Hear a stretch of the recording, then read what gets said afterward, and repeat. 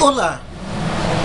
Tem uma meia dúzia de pessoas que acompanham os vídeos que eu posto no YouTube e eu tenho feito vídeos sobre livros que eu aprecio. E hoje, 9 de setembro de 2013, eu quero falar sobre um dos melhores livros que eu li no ano passado. Sarney, a biografia. Bem, o Sarney é uma figura polêmica, muito malquista por grande parte da população, dada sua carreira política. Em 2010 houve aquela crise no Senado, de que ele foi acusado de nepotismo e tantas coisas. Mas esse livro é imperdível para quem se interessa pela história contemporânea do Brasil, a começar com a Era Vargas, quando no final da Era Vargas, o governo democrático de Getúlio, dos anos 50, quando ele fazia oposição a Getúlio no Maranhão, fala de suas realizações como escritor, que ele é um escritor brilhante. Podemos não gostar da atuação política do Sarney, mas para sermos honestos, nós temos que reconhecer que ele é um grande escritor. Ele tem obras publicadas em francês, em inglês, em italiano, em alemão, em espanhol. Esse livro fala de um encontro de escritores latino-americanos em que ele e Gabriel Garcia Marques, Prêmio Nobel de Literatura, escreveram um manifesto sobre a situação do escritor na América Latina. Então vejam como ele tem prestígio internacional como escritor. Aqui no Brasil é que os textos dele não chegaram às salas de aula. Eu nunca vi um livro de português que tivesse um texto de José Sarney. Fala da vida dele no parlamento. Ele é o parlamentar que está mais tempo em atividade, fazendo oposição a Juscelino, depois aderindo à Arena, ao golpe de 64, depois vem a redemocratização. Teve um governo conturbado como presidente. Eu lembro do Plano Cruzado, os fiscais do Sarney, essa coisa toda. E tem umas anedotas interessantíssimas no livro, como a vez que Sarney vai ao Vaticano, se encontra com João Paulo II e diz ao Papa: "Santidade, preciso de sua ajuda, porque eu quero fazer a reforma agrária." Aliás, Sarney passou a vida toda no parlamento fazendo discurso a favor da reforma agrária e acumulando terras no Maranhão.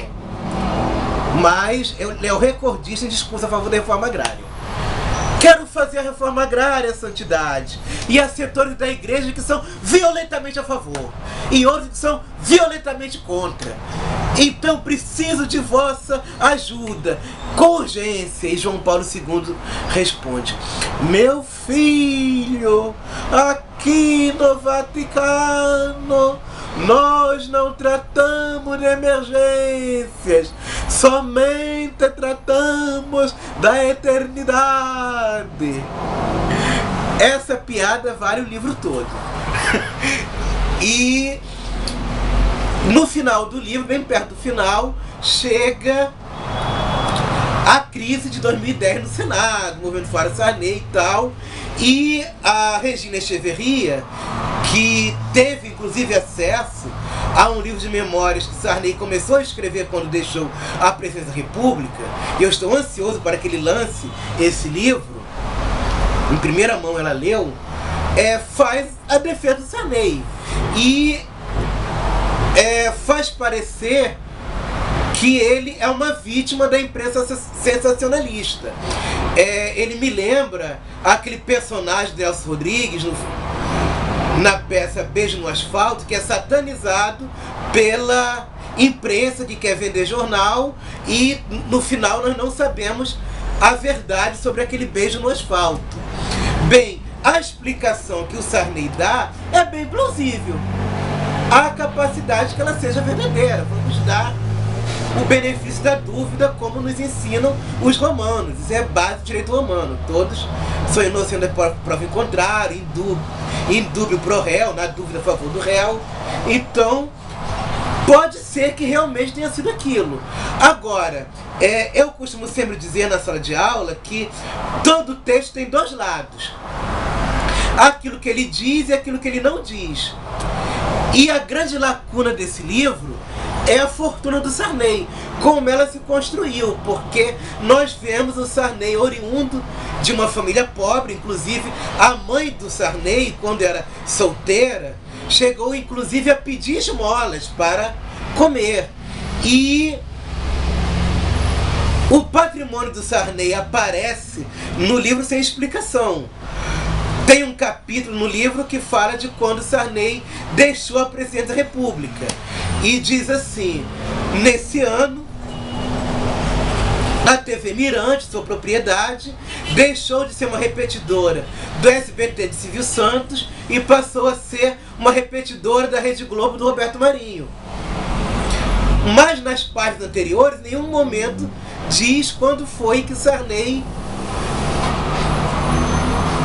comprou essa emissora de TV, como ele se tornou dono da emissora e com que recursos. Fala de uma rádio, um jornal, fala de fazendas, todo o patrimônio de Sarney que aparece nessa biografia, aparece como aquelas armas no desenho do Pica-Pau. O Pica-Pau, quando está em conflito com alguém, ele tira das costas uma espingarda, uma dinamite, um revólver, tira armas do nada. Então, o patrimônio de Sarney surge do nada, sem explicação nessa biografia.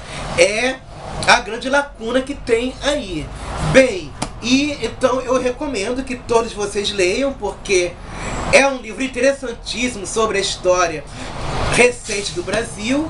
E para vocês terem a prova de que Sarney é um dos nossos grandes prosadores, basta que vocês assistam a um discurso dele na TV Senado, não levando em conta as ideias que ele defende, mas a maneira como ele usa as palavras, e leiam os seus textos em prosa. Por exemplo, O Dono do Mar, que é um romance magnífico que explora a linguagem do povo do Maranhão, o folclore dos pescadores, dos caiçaras, a linguagem do povo, uma linguagem riquíssima que ele conhece e explora nesse romance. E parece uma odisseia maranhense. Enfim, ele tem... Esse livro devia ter para o Maranhão a importância que Homero tem para os gregos. Não estou exagerando. E Brejal dos Guajas e Outras Histórias, que é um livro de contos hilário. É toda uma sátira àquela República Velha, aquela política coronelista e provinciana do interior do Maranhão, que o Sarney conhece bem, tanto tempo que ele atua na política maranhense. Então, recomendo que vocês conheçam a obra literária de José Sarney e leiam a biografia que Regina Echeverria escreveu sobre ele. Um grande documento histórico, apesar das lacunas, apesar dos silêncios.